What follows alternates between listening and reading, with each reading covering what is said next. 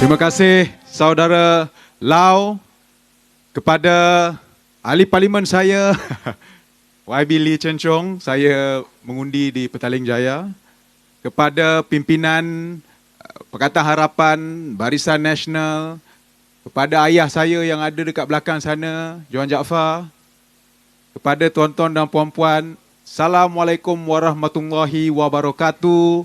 Salam Malaysia Madani, Vanakam, Tachahau. Tuan-tuan dan puan-puan, tahun lepas, bila mana kita ada pilihan raya umum yang ke-15, saya ingat lagi, saya dipertanggungjawabkan untuk membawa panji-panji Pakatan Harapan di kawasan Parlimen Bangi, yang mana Kajang ni seperti kita tahu adalah dalam kawasan Parlimen Bangi. Saya bawa di sini, dan dalam kawasan Parlimen Bangi kita ada 3 dun. Dun Balakong, Dun Sungai Ramal dan Dun Kajang. Dan alhamdulillah kita telah menang di kawasan Parlimen Bangi dengan majoriti yang meyakinkan. Tapi lebih penting lagi tuan-tuan dan puan-puan, kita menang di Bangi, kita telah menyumbang 1 kerusi untuk memastikan bahawa kita ada Perdana Menteri yang baru pada ketika itu, tuan-tuan dan puan-puan. Dan semua ini bukan sebab saya menang, tetapi sebab warga Dun Kajang telah memberikan mandat kepada saya untuk menjadi wakil rakyat, tuan-tuan dan puan-puan. Dan kemenangan ini adalah kemenangan jentera Pakatan Harapan pada ketika itu. Kemenangan rakyat yang mahukan perubahan. Itu sebenarnya makna kemenangan pada tahun lepas, tuan-tuan dan puan-puan. Dan saya ingat, tahun lepas, masa tu saya masuk ke penamaan calon di Bangi, pejabat tanah dan daerah. Masa tu ada 8 orang calon. Dan saya ingat lagi, saya nampak siapa? Datuk Zaidi, Ketua Bahagian UMNO, Pengerusi Barisan Nasional di Bangi, ada dalam pusat penamaan calon. Pada ketika itu, Datuk Zaidi adalah pencadang kepada calon Barisan Nasional Datuk Ho Hee Lee pada ketika itu. Seminggu lepas, Datuk Zaidi masuk juga ke dalam pusat penamaan calon, tuan-tuan dan puan-puan. Tapi dia jadi pencadang kepada Haji Mazwan Johar, calon Pakatan Harapan, tuan-tuan dan puan-puan. Ini perbezaan. Kita dahulu, kita Pakatan Harapan, kita dengan Barisan Nasional, kita dengan GPS, kita dengan parti-parti lain ini semua, kita seteru, kita bersaing, kita lawan. Tapi kini, kita berada dalam satu kerajaan perpaduan. Mengapa? Kalau kita ingat balik, semasa lantikan Yang Amat Berhormat Datuk Seri Anwar Ibrahim, macam mana ia terjadi? Kita ingat lagi ia dimulakan dengan titah Seri Paduka Baginda yang di-Pertuan Agong.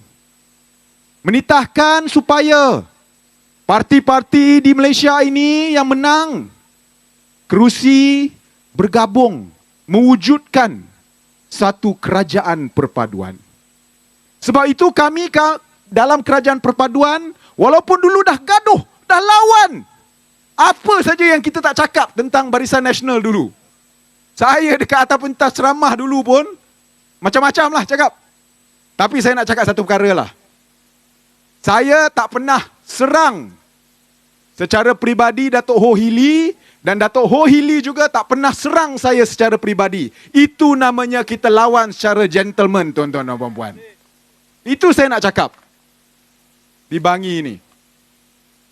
Tapi kita letak tepi perseteruan, permusuhan. Kerana apa? Kerana pada ketika itu kemelut politik perlu dirungkaikan, perlu diselesaikan. Tak ada satu parti, tak ada satu gagasan yang dapat memenangi kerajaan persekutuan cukup kerusi. Maka perlu ada gabungan baru, kerjasama baru. Dan kami Parti-parti dalam kerajaan perpaduan kita bersetuju untuk membentuk kerajaan perpaduan ini. Kita letak tepi politik lama, permusuhan lama. Untuk apa? Sebab kita mahukan Malaysia yang stabil. Tapi bukan semua yang bersetuju. Kita tahu, pihak sebelah sana, apabila dipelawa, mereka kata apa? Tak mau, tak setuju, tak nak. Tak apa. Kita faham, dalam dalam satu negara demokrasi, perlu ada pembangkang. Betul atau tidak, tuan-tuan dan puan-puan?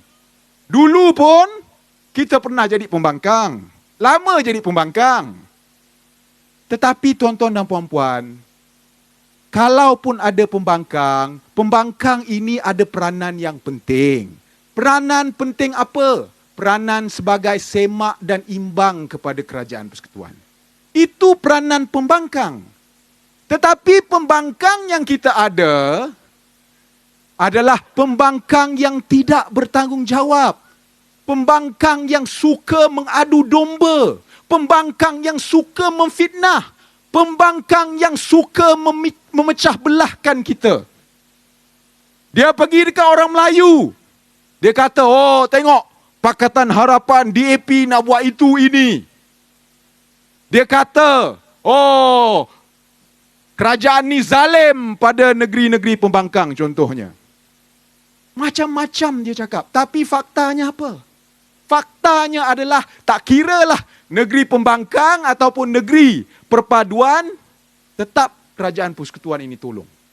Kalau tak, takkanlah boleh diumumkan berapa bilion untuk selesaikan isu air di Kelantan, tuan-tuan dan puan.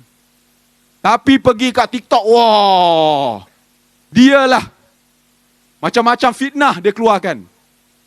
Saya sendiri, tuan-tuan dan puan, macam-macam fitnah dia keluarkan.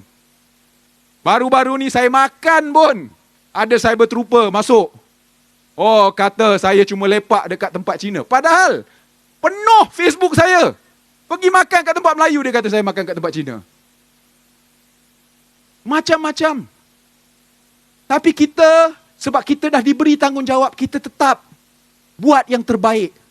Di Bangi ini, kawasan parlimen 300,000 pengundi yang paling besar dalam Malaysia. Lagi besar daripada Perlis, tuan-tuan dan puan-puan. Ada satu ahli parlimen. Itu jumlah pengundi. Jumlah penduduk 690,000 penduduk di kawasan Parlimen Bangi, termasuk dalam 3 dun tu. 690,000 ni, tuan-tuan dan puan-puan, lagi ramai daripada jumlah penduduk negara Luxembourg. Tapi ini tanggungjawab yang telah diberikan. Maka dengan peruntukan parlimen, kita cuba buat yang sehabis baik. Masjid, kita bagi peruntukan. Tokong, kita bagi peruntukan. Kuil, kita bagi peruntukan. Gereja, kita bagi peruntukan. Sebab apa? Sebab walaupun saya seorang wakil rakyat Melayu, wakil rakyat beragama Islam, tetapi saya berdiri di sini sebagai wakil rakyat semua rakyat Bangi, tuan-tuan dan puan-puan. Tak kiralah awak duduk di Sungai Sekamat ke, Sungai Chua ke, awak duduk di Bandar Tun Hussein On ke, Bandar Mahkota Ceras ke, Bandar Baru Bangi, kita ada tanggungjawab, kita kena laksanakan yang terbaik. Itu yang kita laksanakan. Tapi masalahnya, setiap kali kita buat benda, mulalah masuk, ni sebab PRN. Saya nak bagi satu contoh dekat Bukit Mewah, dekat Kajang juga. Bukit Mewah, ada satu kawasan tu yang mana cerun bukit dia memang dalam keadaan yang amat membahayakan. Kita dah nampak tanah tu makin lama makin mendap. Kita dah nampak. Perkara ni telah banyak kali dibangkitkan oleh mantan Adun Kajang dahulu, Saudara Hiloi Sien. Juga dibangkitkan oleh ahli majlis. Dan kita tahu majlis memang tak ada peruntukan untuk baiki. Saya pergi, saya tengok sendiri. Saya bangkitkan dalam parlimen. Ucapan parlimen saya bangkitkan. Saya tulis surat kepada KPKT. cakap perkara ni betul-betul kita perlukan sekurang-kurangnya 2 juta. Jadi akhirnya, Alhamdulillah, menteri sendiri turun, menteri tengok, menteri luluskan 2 juta untuk baiki. Itu pun diorang kata sebab PRN. Tak pernah ada benda baik. Diorang tak boleh pun kata terima bahawa ada benda yang baik kita cuba laksanakan untuk rakyat Bangi. Tapi tak apa, kita teruskan, kita buat. Sebab tuan-tuan dan puan-puan, saya nak ingatkan bahawa PRN yang akan datang ini adalah sebenarnya PRN yang cukup penting. Sebab ia akan menentukan hala tuju kerajaan negeri Selangor. Sama ada kita nak memilih pemimpin-pemimpin wakil rakyat yang mahu menyatu padukan rakyat Selangor, ataupun kita nak pilih wakil rakyat yang mahu memecah belahkan kita, tuan-tuan dan puan-puan. Pilihan dia adalah di antara politik perpaduan dengan politik perpecahan. Kita nak pilih yang mana, tuan-tuan dan puan-puan? Kita nak pilih yang mana? Sebab itu, tuan-tuan dan puan-puan, kita kena pastikan orang ramai keluar mengundi. Saya tahu, baru 7-8 bulan lepas kita dah pergi mengundi. Kena buat lagi.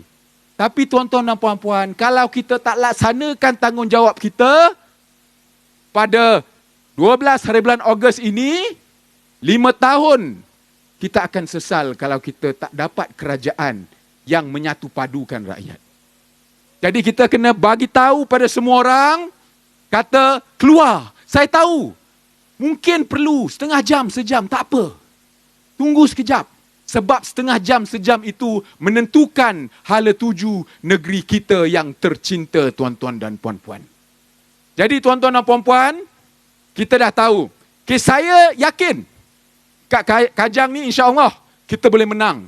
Tapi kalau menang dekat Kajang, kalau saudara David jadi YB pun tak cukup. Kita kena menang di Balakong. Kita kena menang di Sungai Ramal.